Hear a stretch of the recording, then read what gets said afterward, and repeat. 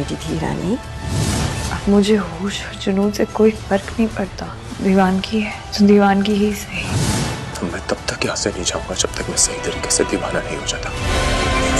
रोग मेरा बढ़ता जाए, कोई तो संभाले ना। राहतें मिले अब हमको दिल के दहकने में। कितने दर्द ले आए हैं हम तो तेरी चौखट से। अपने गम छुपा लेंगे हम